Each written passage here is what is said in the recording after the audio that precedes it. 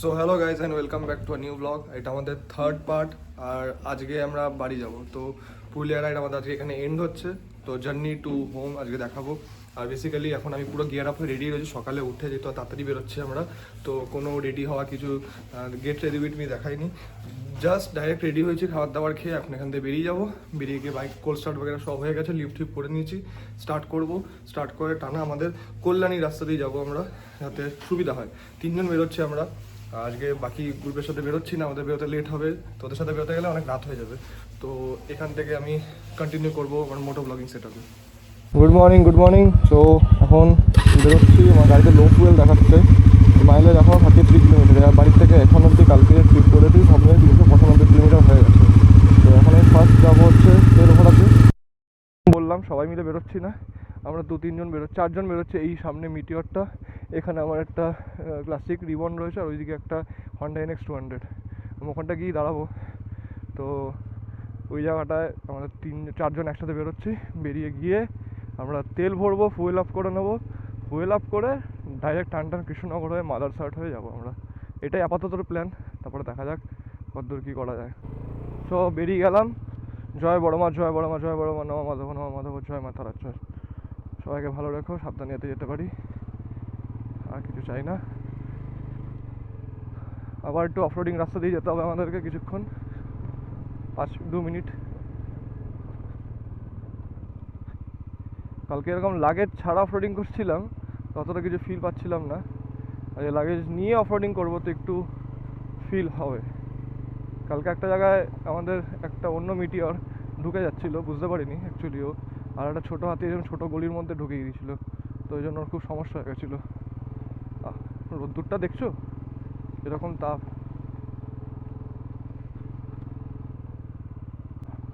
অনেকেই বেরিয়ে গেছে আমাদের মধ্যে থেকে, যারা যারা ছিল এসছিলো। প্রায় আমরা এসছিলাম 34টা গাড়ি, প্রায় 10টা মতন, 10-12টা গাড়ি বেরিয়ে গেছে অলরেডি আমাদের ইনক্লুড করে। কেন কি যাদের বাড়ি একটু দূরে দূরে, যাদের কাজ বাজ আছে কালকে, তো তাদের একটু চাপ হয়ে যাবে। তো ওই জন্য যেরকম আমার অফিসের টাইমিং রয়েছে, এবার আমাকে যেতেই হতো, কালকে আমার অফিস রয়েছে। সো বেরোতেই হতো, কিছু করার নেই। চলো। কালকে এরকম এই জায়গা থেকে স্যাডলিং করতে করতে বেরিয়েছি আমি। আজকে লাগেজ নিয়ে স্যাডলিং করার রিস্ক পাচ্ছি না আমি।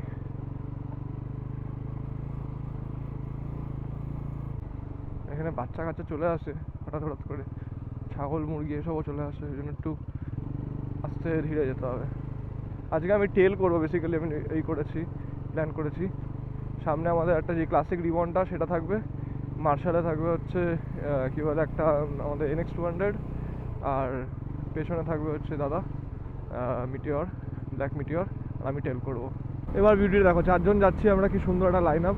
ছোটো গ্রুপ যেহেতু, তো আরামসে অনেকটা গ্যাপ মেনটেন করে করে চালাতে পারবো আমরা আরামসে। আমরা প্ল্যান করেছি বেশি জোরে চালাবো না আমরা, 70-80-র একটা অ্যাভারেজ স্পিড মেনটেন রাখবো করে একটা সুন্দরভাবে পৌঁছাতে চাই, যাতে বডি টায়ার্ড ফিল না হয়, বেশি বেশি কোমর পিঠ ব্যথা না হয়, আরামসে পৌঁছে যেতে পারি তাড়াতাড়ি। চেষ্টা আছে, আমি বাড়ি ঢোকার প্ল্যান করেছি ইছাপুর অ্যারাউন্ড 8টা-9টার মধ্যে ঢুকে যেতে পারি, তাহলে খুব ভালো হয়। তাহলে একটুখানি খেয়ে দিয়ে রেস্ট নিতে পারবো, নাহলে অনেক রাত হয়ে যাবে, এটাই। তো সেই বুঝেই আমাদের এগোনো, দেখা যাক এবার কতক্ষণ কি লাগে। আমি পুরো টেল করতে করতে যাতে কেউ মিস না হয়। এখানকার সিনিক বিউটিটা দেখো, এটাকে বলে হচ্ছে এলিফ্যান্ট জোন। এখানে মানে মাঝে মাঝে নাকি হাতি বেরোয়, দেখা যায়, বলে 1-2টো হাতি বেরোয়। তো আমি দেখিনি, আগেরবার দেখেছিলাম 1-2টো হাতি, এখানে যাই না। কিন্তু সিনিক বিউটিটা দেখো কি সুন্দর, পুরো গাছ মাঝখান থেকে চারিপাশ দিয়ে জঙ্গল, লোকে হেঁটে হেঁটে যাচ্ছে আসছে, আর এত সুন্দর লাগছে। আমি দেখলাম টেল করার মজাই কিছু আলাদা। টেলে থাকলে একটা আলাদা ওই থাকে, সামনে থাকলে কি আমাকে টেনে বেরোতে হবে, এই মাথায় হেডেক ওই মাথায় হেডেক, ওটা মানে খুব ইরিটেটিং হয়ে যায় ব্যাপারটা। ওই জন্য দেখছি যে টেল করাটা অনেক বেটার। তার মধ্যে আমার হর্নটা আবার সমস্যা করছে। কালকে রাতেই আমাদের পুষ্পা ঠিক করে দিল। পুষ্পাকে অনেকজনই চেনো হয়তো, যারা ভিডিও দেখো আমার। পুষ্পা হচ্ছে অ্যাডভেঞ্চারাস বাঙালি ওয়ার্কশপের কি বলে মেন ওই কী বলে ইঞ্জিনিয়ার যে কাজ করে।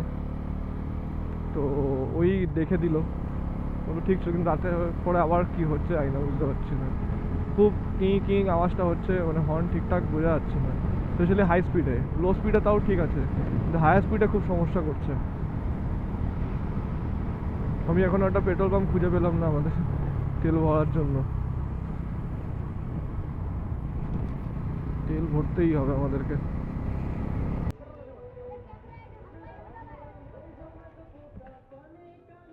গান চলছে, ওই আলাদাই ভাইব আছে এখানে দেখছি, এই লেভেলের। শেষমেশ একটু পেট্রোল ভরাতে পারবো।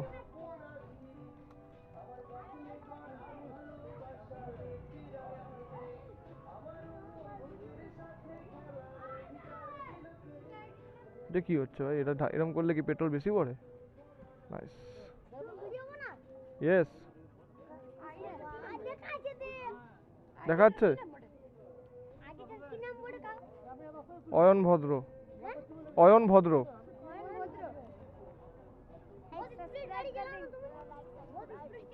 না, নর্মালি চালাই।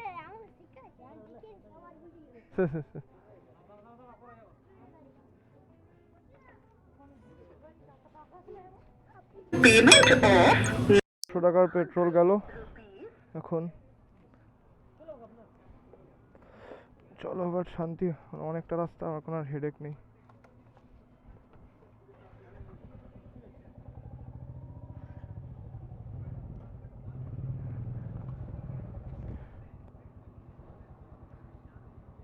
আন্দা এগো, আন্দা একটু এগো।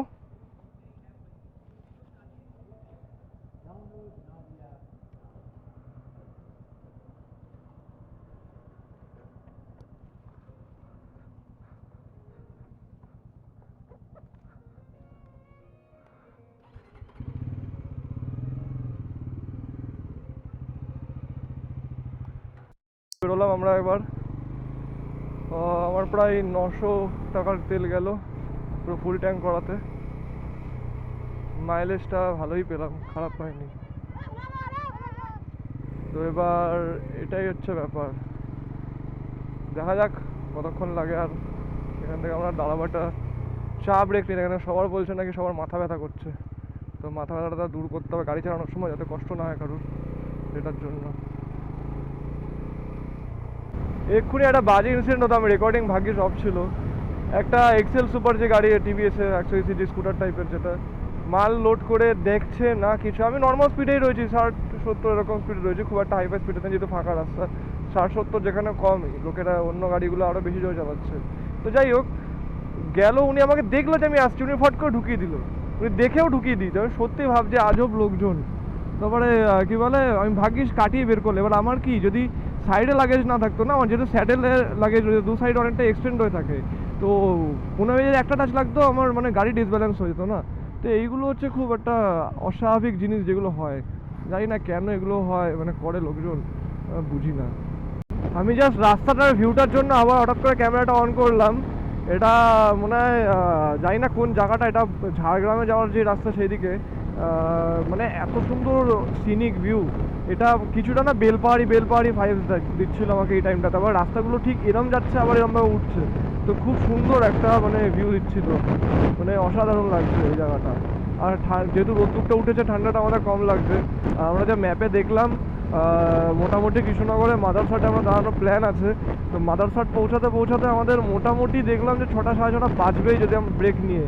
তো এবার সেই জন্য কী বলে, আমরা টার্গেট করছি যে যদি লেট হয় হোক, কিন্তু আমরা র্যাশ ড্রাইভিং করবো না। আমরা ওই 70 to 80 যে স্পিড লিমিট আছে সেটাই একটা কভার করার চেষ্টা করবো। এই তো এই রাস্তায় বাম্পারও আছে, হাইওয়েতে উঠে একটু যদি ক্রুজ করা যায় বেশিতে তাহলে করবো, নাহলে এটাই রাখবো। বাট রাস্তা দেখছো এখান থেকে গিয়ে কীরকমভাবে ওই অত দূর যাচ্ছে, কি সুন্দর লাগছে, একটা অসাধারণ ভিউ।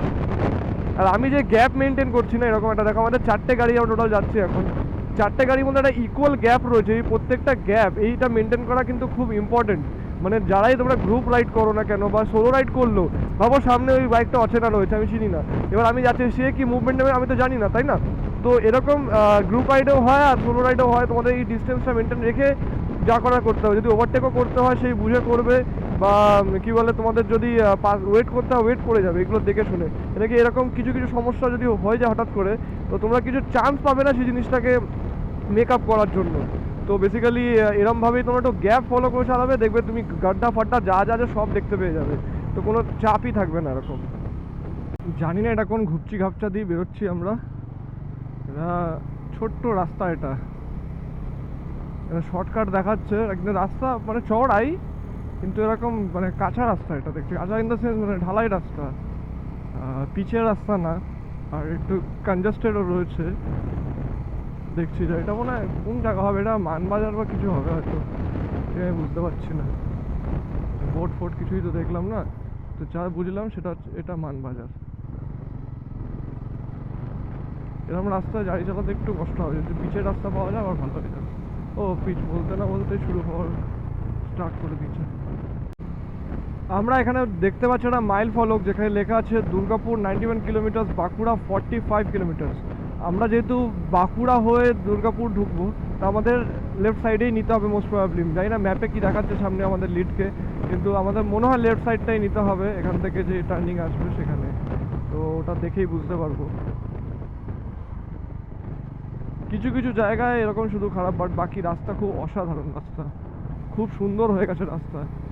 আগে জানতাম যে কী বলে রাস্তা ভালো না, তারপরে রিসেন্ট কিছু ইউটিউবার্সরা মানে ব্লগাররা বললো যে নিজেদের ব্লগে যে রাস্তা খুব সুন্দর হয়েছে, সেই দেখেই যাচ্ছি। তো দেখলাম সত্যি তাই, মানে রাস্তা অনেক জায়গায় ঠিক হয়েছে। কিছু কিছু যেরকম এই গ্রামের ভেতরগুলোতে হয়তো হয়নি, জাস্ট কিছু কিছু ছোট ছোট পার্ট, তো সেগুলো ম্যানেজেবল, সেটা নিয়ে অসুবিধা নেই। একটুখানি পুরো রাস্তায় তো আর কোনোদিনও ঠিক হয় না, একটু এদিক ওদিক হয়, বা লেফট নিল না সোজা যাচ্ছে মনে হয়, হয়তো ওদিক দিয়ে রাস্তা দেখাবে কিছু, বুঝতে পারলাম না কি হলো কেসটা। আমরা প্রায় রিসর্ট থেকে বেরিয়ে 100 কিলোমিটার কমপ্লিট করে নিয়েছি। 1 থেকে 1.5 ঘন্টার মতন লেগেছে, 1.5 ঘন্টাও না, ঠিক 1.25 ঘন্টা লেগেছে আমাদের কী বলে এইটুকুনি কমপ্লিট করতে 100 কিলোমিটার।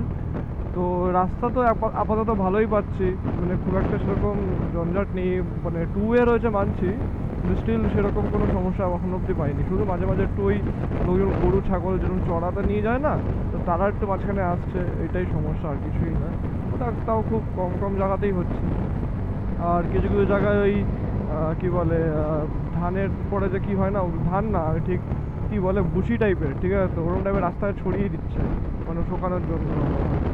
তো ওইগুলো তো একটু সমস্যা, এই কটা জিনিস ছাড়া বাকি সব একদম পারফেক্ট রয়েছে। দাঁড়ালাম এখানে, অ্যাকচুয়ালি কী বলে সার্ভিস সেন্টার আছে। আমার বাইকের যেহেতু হর্নটা একদমই বাজছে না, তো আমি একবার জিজ্ঞেস করে দেখবো ওনাদের কাছে যে ওদের কাছে কোনো ব্যবস্থা আছে কি না, একবার গিয়ে আমি কথা বলে দেখি।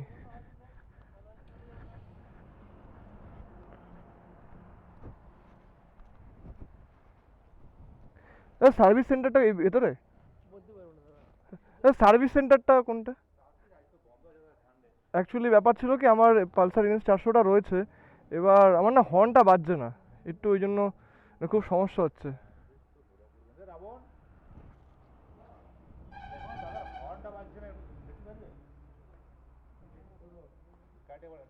ভেতর ঢুকাবো? আচ্ছা ঠিক আছে। হ্যাঁ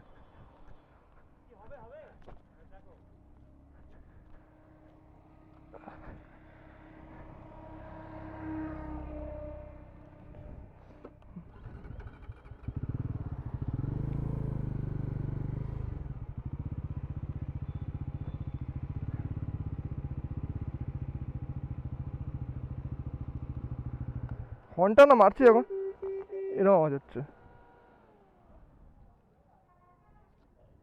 গাড়ি কি স্ট্যান্ড করবো? হ্যাঁ, আচ্ছা উনি করে দেবে বললো। আচ্ছা দাদা নিয়ে এসছে স্ক্রুড্রাইভার, কোনো একটা বোল্ট লুজ হচ্ছে মনে হয়, অন করবো?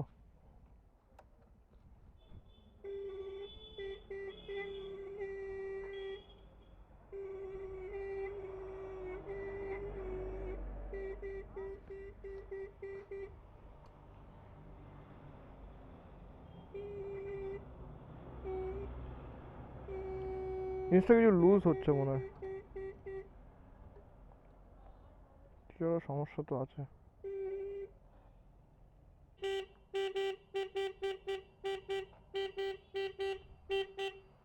এবার ঠিক লাগছে, এবার ঠিক আছে অনেকটা।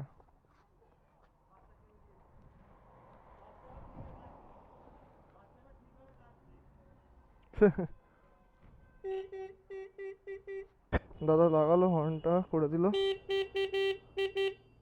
খুব পারফেক্ট।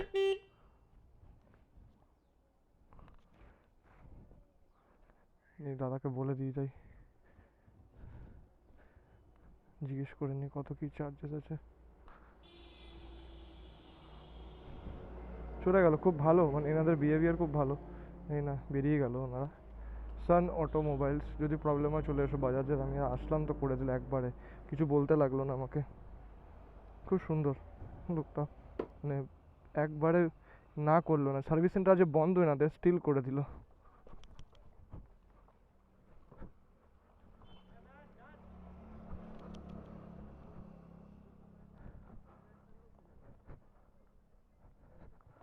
গাড়ি প্রচুর ওয়েট হয়ে গেছে। চা খেতে যাবো, চা খেতে, চলো চলো।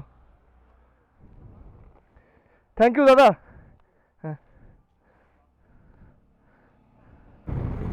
আমরা এখান থেকে বেরোলাম, মানে গাড়ির হর্নটা ঠিক করি, একটা চায়ের দোকান খুঁজতে বেরিয়েছি। একটু কিছুক্ষণ রাস্তায় দাঁড়াবো, মানে গাড়ি আমরাও রেস্ট নেবো। আমরা অলরেডি 100 কিলোমিটার উপরে চালিয়ে নিয়েছি গাড়ি, তা আমরাও রেস্ট নেবো, গাড়িটাও রেস্ট পাবো একটুখানি। গাড়ি পুরো হিট হয়ে রয়েছে হয়তো, তো ওই জন্য একটু চায়ের দোকান খুঁজছি আমরা। ভালো চায়ের দোকান দেখে দাঁড়িয়ে যাবো। জানি না কোনো কারণে হয়তো আমরা দেখছি আমাদের সামনে যে মিটারটা রয়েছে তার হয়তো একটুখানি স্পিডটা ওই কনফিডেন্স লো হয়েছে হয়তো হঠাৎ করে। এতক্ষণ ঠিকই যাচ্ছিলো, এখন একটু ওভারটেক করতে ভয় পাচ্ছে, বা সাইডে একটু যেখানে ফাঁকা রয়েছে সেখানেও বেরোতে একটু ভয় পাচ্ছে। মেবি হয়তো বডি টায়ার্ড আছে ওই জন্য হতে পারে, বা এরকম কিছু হতে পারে। যাই হোক, আমরা আছি পেছনে, আমি যেহেতু টেল করছি আজকে তো অসুবিধা নেই, যাবো আস্তে আস্তে। একসাথে নিয়ে যাওয়াটা হচ্ছে গ্রুপ রাইডের মেন। ওই তোমাকে একজনে কিছু হলে চারজনকেই দাঁড়াতে হবে, that is the most important thing, যে তোমাকে সবাইকে একসাথে যেতে হবে। কেন কি তুমি ভাবো কেউ ম্যাপ দেখছে না আর কেউ দেখছে, তো যে দেখে সে তো না নিয়ম যে আগে রয়েছে বেরোতে থাকবে। তাই সবসময় লুকিং গ্লাস ফলো করতে হবে। আমি তো টেলে রয়েছি, আমি লুকিং গ্লাস ফলো করছি, এটা আমার অন্য গাড়ির জন্য। বাট যে যারা আগে থাকে তাদেরকে লুকিং গ্লাস ফলো রাখতে হবে এই কারণে যে পেছনের যে রাইডার আছে সে আসছে কি না আমার সাথে। তাছাড়াও বাকি অন্য অন্য যে রিজনস থাকে, যেরকম অন্য গাড়ি এই বেশি, সেটা তো দেখতে হবেই। এখনও অনেক কিলোমিটার, 200 কিলোমিটার এখনও ওই অবধি, শুধু কৃষ্ণনগর মাদারসাট অবধি যেতে হবে আমাদেরকে। তো ওই জন্য ফ্যাটিক যাতে না হয় তাই জন্য খাবার খাইনি, ডাইরেক্ট দুর্গাপুর বাগেরা গিয়ে রুটি ফুটি টাইপের কিছু খাবো দেখি, কোনো গিয়ে কিছু। যাই হোক, এখানে দুর্গাপুর মোটামুটি আর 60 কিলোমিটার মতন, 60 না 70। এখন আমরা বাঁকুড়ার মধ্যে রয়েছি। বাঁকুড়ার এই জায়গাটার নাম হচ্ছে বাংলা। হ্যাঁ, জানি না মানে কীরকম, এরিয়াটার নামই হচ্ছে বাংলা, সিটি বা গ্রাম যেটাই বলো, ভিলেজ, তো বাংলা নাম। মানে এটা খুব ইউনিক। প্রথমবার মানে বাড়িতে ফোন করেছে কত দূর আছিস, আমি বলছি এই তো বাংলায় আছি। বলছে হ্যাঁ জানি তুই বাংলায় আছিস, বাংলার কোথায় আছিস? মানে ভেবেছে ওয়েস্ট বেঙ্গলের কথা বলছি বাংলা বলতে। তো বলছে যে, আমি বললাম যে আবার যেটা গ্রামটার নামই বাংলা। বলছে ও আচ্ছা, দেখিস ওখানে কিছু উল্টোপাল্টা খেয়ে নিস না, বুঝতেই পারছো কিসের কথা বলছি। তো বললাম না না, এসব ওটা শুধু নাম, ওসব কিছু হয় না এখানে। কোনো একটা হয়তো শুকনো নদী, যাই না এটা কি নদী, বাট এটা পুরো শুকনো, মানে জল নিয়ে ওদের ঘাস ফাস উঠে গেছে। আর ব্রিজটা বেশ খানিকটাই বড়।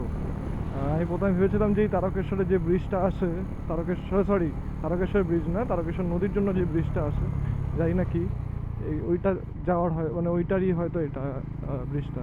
কিন্তু তারপরে দেখলাম না, তারকেশ্বরের নদীতে তো জল থাকবে, এটা জানি না কীরকম। ওই জন্য ভেবেছিলাম দাঁড়াবো, এলাম এটা দাঁড়ানো যাবে না।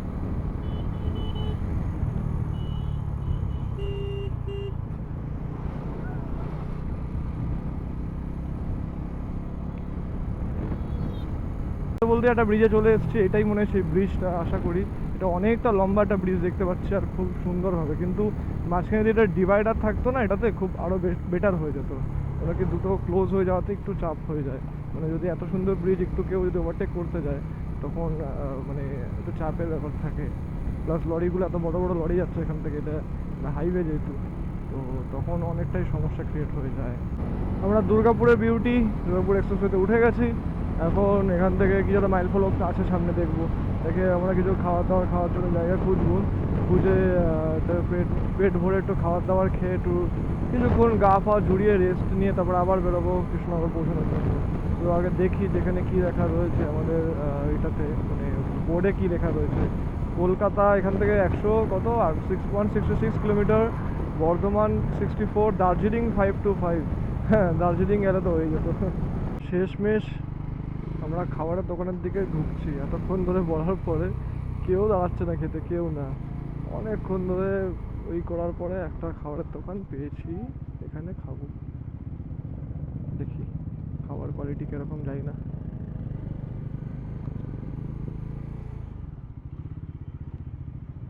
ওহ, কি নাম? বচ্চন দা ধাবা।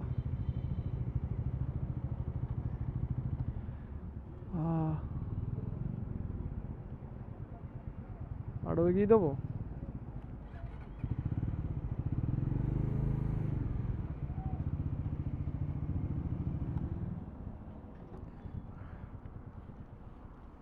বহুত জোর খিদে পেয়েছে, পারা যাচ্ছে না, কোমর পিঠও ধরে গেছে। গাড়ি মাইলেজ কত দিচ্ছে দেখি, 33 কিলোমিটার, আর এখানে 588 দেখাচ্ছে টোটাল ট্রিপ, মানে বাড়ির থেকে স্টার্ট করেছিলাম যখন, আর হোটেলতে স্টার্ট করেছিলাম 395। তার মানে অ্যাপ্রক্স 195 কিলোমিটার চালিয়ে নিয়েছি আমরা। খাবার দাবার খেয়ে নিয়েছি, এবার ম্যাপ সেট করে নিয়েছি, এখন বেরোনোর পালা। আর এখান থেকে ভালো ঠান্ডা পড়ে গেছে একটা, যেটা ফিল করতে পারছি গায়ে, মারাত্মক জোরে ঠান্ডা লাগছে। অলরেডি মানে নাক বইতে শুরু করে দিয়েছে।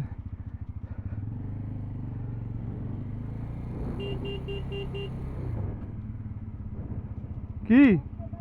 হ্যাঁ, ঠিক আছে।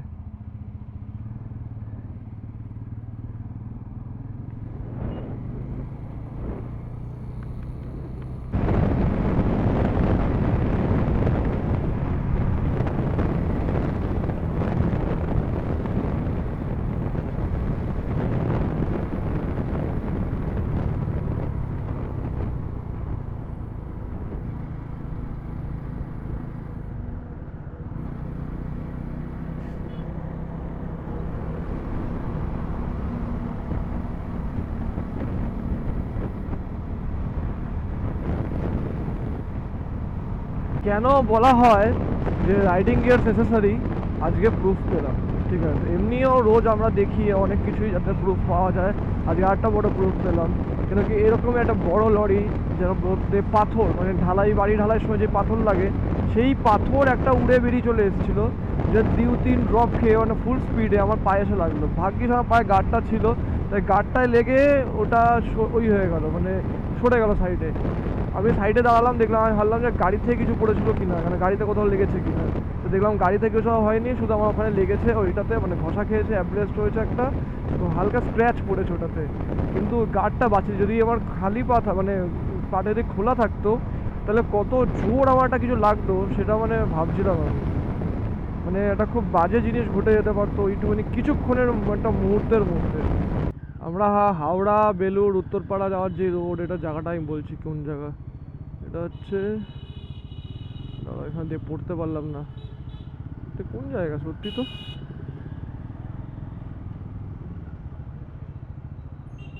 বৈদ্যবাটি এটা, কিন্তু এত জ্যাম, বাপরে বাপ, মাথা খারাপ হয়ে যাবে মানুষের, জ্যামেই মানুষ মাথা খারাপ। আমি চলে এসেছি যদিও বা দেখাচ্ছে ঘাট ক্রস করতে আর কতটুকু টাইমই বা লাগবে, ওই জন্য বেশি এরকম ডিস্টেন্স দেখাচ্ছে। আমি ঘাটের সামনাসামনি রয়েছি, যা বুঝতে পারছি, এখানে এই পারে ম্যাপে দেখাচ্ছে তাই। আর 9.5 কিলোমিটার অনলি ডিস্টেন্স।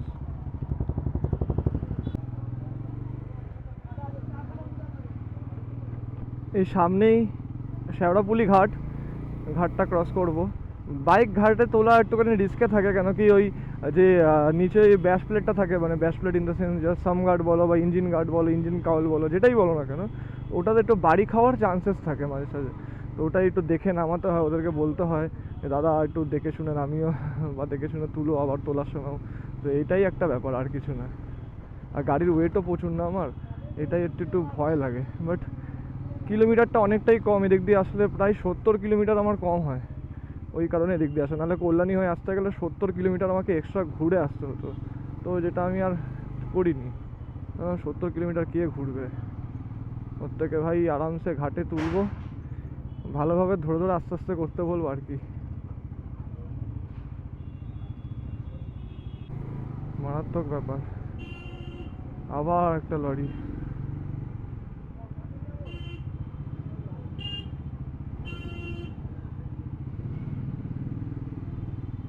ওই তো দেখতে পেয়ে গেছে আমি, শেওড়াফুলি ঘাট সামনেই।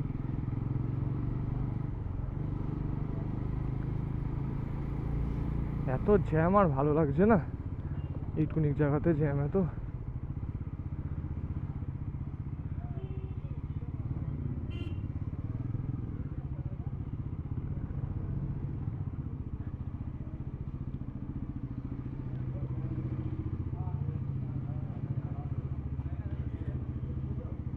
গাড়িটা টিকিটটা কোথা দিয়ে কাটবো?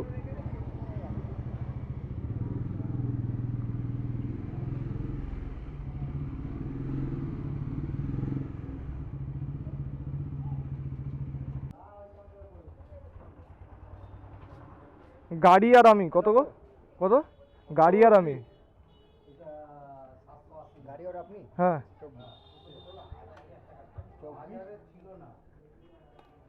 24 টাকা। ওকে, থ্যাংক ইউ।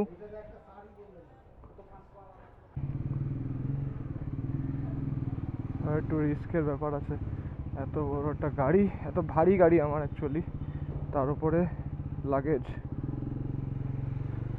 এটাই একটু চাপ। জিজ্ঞেস করতে হবে গাড়ি কোন দিক দিয়ে তুলবে, এদিক দিয়ে গাড়ি তুলবে, এই পাটা স্লিপ করারও চান্সেস থাকে। ভাই রে ভাই,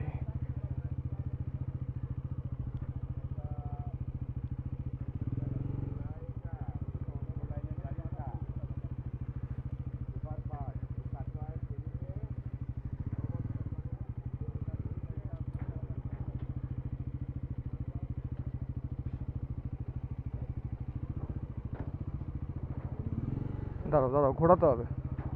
এই হ্যাঁ বন্ধ করে তুলতে হবে, একটু ধরবে। হ্যাঁ ভারী গাড়ি একটু ধরে দিও, ভারী গাড়ি তো।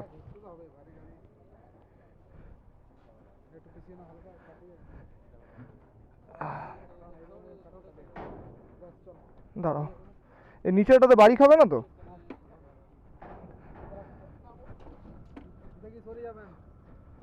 স্কুইটা একটু একটু সাইড করতে হবে মনে হয়।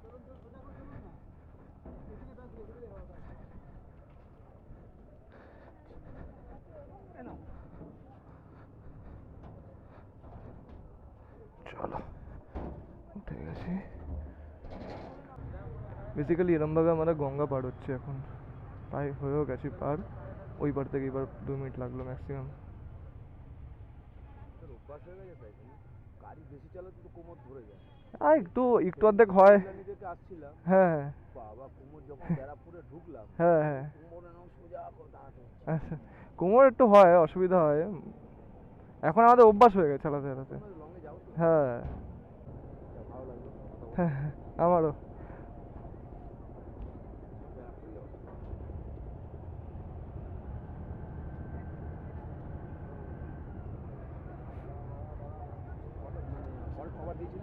হল্ট 2বার দিয়েছি। হ্যাঁ হ্যাঁ অভ্যাস হয়ে গেছে। এটা সরাবো কি করতো? আপনাকে পেছন দিয়ে যেতে হবে দিদি। না একটু একটু ধরে দাও।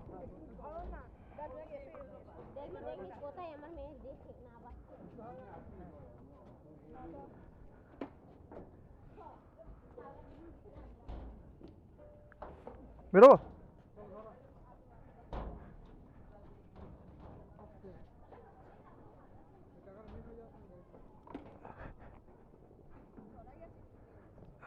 এবার থেকে এসে এবার গাড়ি ওপরে তুলতে হবে। বাপরে বাপ, বহুত খাটনির কাজ। বাস চলো চলো।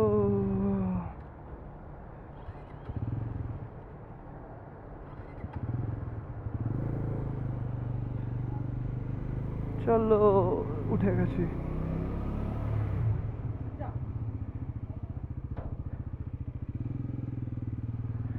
এবার যদি বলে আমাকে নেমে নামতে হবে, আমি ভাই মেরেই দেবো।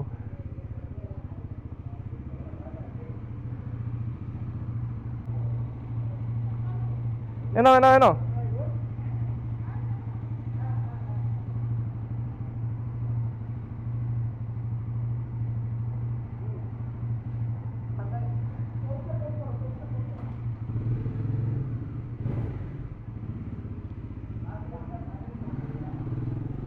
চলো বেরিয়ে গেলাম ব্যারাকপুর। লেখা আছে দেখতে পাচ্ছ, ওয়েলকাম ব্যারাকপুর পৌরসভা।